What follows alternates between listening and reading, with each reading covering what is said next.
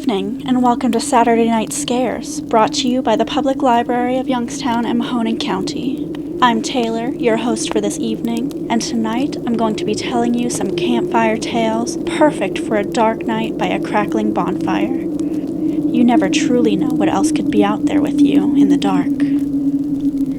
This one is called The Portraits. There was a hunter in the woods who, after a long day of hunting, was in the middle of an immense forest. It was getting dark, and having lost his bearings, he decided to head in one direction until he was clear of the increasingly oppressive foliage. After what seemed like hours, he came across a cabin in a small clearing. Realizing how dark it had grown, he decided to see if he could stay there for the night. He approached and found the door ajar. Nobody was inside. The hunter flopped down on the single bed, deciding to explain himself to the owner in the morning. He looked around. He was surprised to see the walls adorned by many portraits, all painted in incredible detail. Without exception, they appeared to be staring down at him, their features twisted into looks of hatred. Staring back, he grew increasingly uncomfortable. Making a concentrated effort to ignore the many hateful faces, he turned to face the wall, and exhausted, he fell into a restless sleep. Face down in an unfamiliar bed, he turned blinking in unexpected sunlight. Awaking carefully and looking up, he discovered that the cabin had no portraits, only windows. This next one is called White with Red. A man went to a hotel and walked up to the front desk to check in. The woman at the desk gave him his key and told him that on the way to his room there was a door with no number that was locked and no one was allowed in. Especially no one should look inside the room under any circumstances. So he followed the instructions of the woman at the front desk, going straight to his room and going to bed. The next night, his curiosity would not leave him alone about the room with no number on the door. He walked down the hall to the door and tried the handle. Sure enough, it was locked. He bent down and looked through the wide keyhole. Cold air pressed through it, chilling his eye. What he saw was a hotel bedroom just like his, and in the corner was a woman whose skin was completely white. She was leaning her head against the wall, facing away from the door. He stared in confusion for a while. He almost knocked on the door, out of curiosity, but decided not to. This disinclination saved his life. He crept away from the door and walked back to his room. The next day he returned to the door and looked through the wide keyhole. This time all he saw was redness. He couldn't make anything out besides a distinct red color, unmoving. Perhaps the inhabitants of the room knew he was spying the night before and had blocked the keyhole with something red. At this point, he decided to consult the woman at the front desk for more information. She sighed and said, "Did you look through the keyhole?" The man told her that he had, and she said, "Well, I might as well tell you the story. A long time ago, a man murdered his wife in that room, and her ghost haunts it. But these people were not ordinary. They were white all over, except for their eyes, which were red." This one is called Please Stay Awake. Dark, cold, and eerie. Those are the only words I can come up with to describe the house in which I had lived with my family for the majority of my life. Mostly dark, blistering cold during the winter, and always eerie. Sometimes there would be strange noises coming from the cellar, too. It had often given me the creeps, though I would never admit that to my mother. I figured I was too old to let some silly noises scare me anyway. I had been trying to act like the man of the house ever since my dad left when I was 7. I had always hoped I would never turn out like my father, whom I hated with a burning passion. As far as he goes, I suppose I'd better just leave it at that. I lived in the house with my mother, Linda, and my uncle Kevin on a vast piece of land in Steinan, Indiana. Steinan was a tiny piece of crap in the middle of nowhere. Nobody liked living there. I didn't have any friends because I was homeschooled, and I'd never seen another kid my age in Steinan, since we almost never left the house unless my mom had to go to town to buy groceries. However, I was always very close to Uncle Kevin. When I was little, he would tell me ghost stories right before bed, which my mother hated. "Stop it, Kev, you're going to give him nightmares," she would snap. Oh, did I get nightmares indeed, and sometimes it seemed as though those nightmares refused to end. They crept into the back of my mind like a spider crafting its web.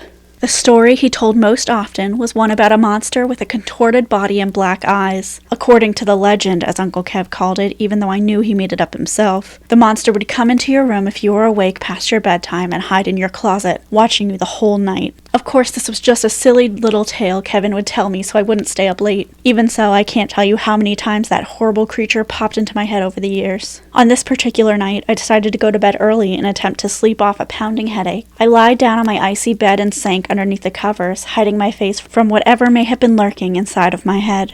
After setting my glasses down on the nightstand beside my bed, I reached over and flicked the light off. The darkness made me feel alive in a very strange way, almost as though I was mesmerized by the nothingness. As I looked around the room, seeing almost nothing but the pitch-black darkness surrounding me, I felt entranced, as if something was forcing me to look. Of course there was nothing to look at least not with the eyes. This was something you could only witness within the deepest corridors of your mind. The part of your mind that you always dread visiting and can never seem to return from. Out of nowhere, I began to hear scratches upon the window above my bed. My eyes immediately burst open, and I felt like I was unable to close them again. What the heck was that? I asked myself. Nothing. Of course it was nothing. It couldn't have been anything, right? Right. Just my mind playing tricks on me in the dark. No big deal. But in a moment of childish curiosity, I decided to peer out of the window, just to make sure I was hearing nothing more than a tree branch brush up against the glass. But then it hit me like a bag of bricks. There's no tree next to my window. Still, I decided it would be better to sleep it off and think more about it in the morning. It was probably all in my head. It had to be. I found it unusually difficult to fall asleep that night, as if someone or something was trying to keep me up.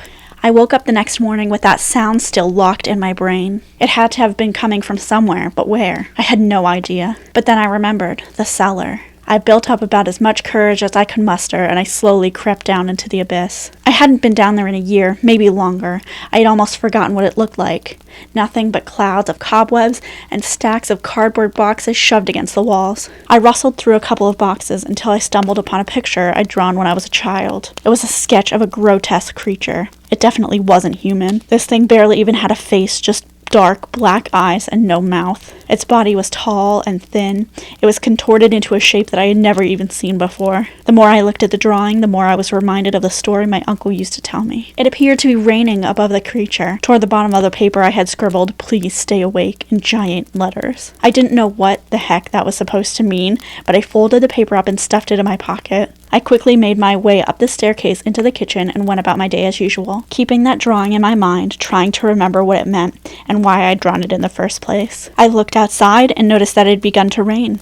I didn't want to think about that creature any longer, so I went into my dimly lit room and plopped onto my bed. I fell asleep before I even knew it. When I awoke, it was exactly 3 a.m. This night was colder and darker than usual. The farm was soaked with rain from earlier in the evening. The moon was full and radiant.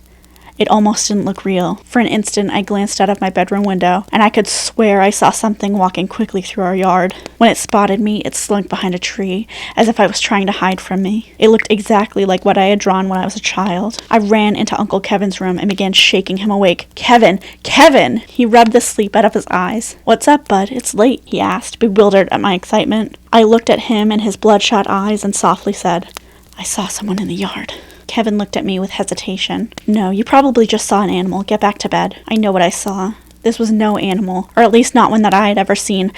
Not even in my worst nightmares. I knew I couldn't tell him exactly what I had seen, as he would never believe me. "No, Kevin, it wasn't an animal. Please, it was a man. I think. Look, just go out there and check." Uncle Kevin leapt up and grabbed his shotgun from under the bed. "All right, come on. Show me where it is. Let's try not to wake up your mom. I'll scare him off." We went outside and I pointed to the tree. I whispered to Kevin, "I saw him go behind that tree." My uncle bravely walked up to the tree and peered around it. Nothing. He searched the entire farm for well over a half an hour, but he never found anyone or anything. "Let's go back in, bud. There's no one out there.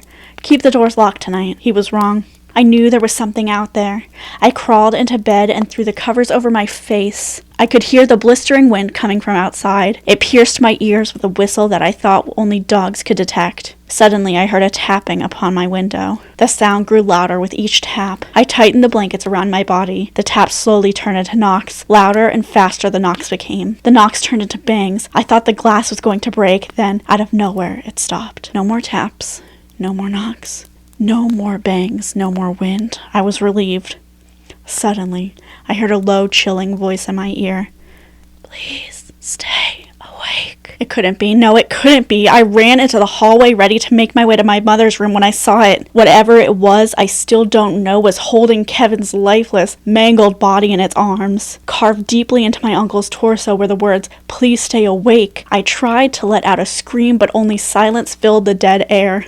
I sprinted through the door of my mother's bedroom and saw her body lying in the middle of the floor. She was covered in blood, and her left arm had been ripped straight out of its socket. Written next to her in her own blood were the words, "Please stay awake." I began to sob, and when I turned around, the creature was gone. I don't know where it went, and I'm not sure I want to. I closed my eyes as tightly as I could and let out the loudest scream I could muster. I called the police and lie down on the cold, now blood-soaked floor, waiting for them to arrive. It felt like hours. Finally, the police showed up to find me in the fetal position next to my mother's corpse. I told them everything I saw, showed them my drawing, and I told them about the taps and the knocks and the bangs. I told them what I'd seen outside, but of course, they wouldn't hear a word of it. Why would they? All I could see was a lonely kid hovering over his dead mother, her blood covering my clothes as much as it covered the floor. It's cold in this cell. It's dark and lonely. The silence is the only saving grace. Constant, peaceful silence. Tonight it's raining outside. It's colder, darker, and wetter than ever.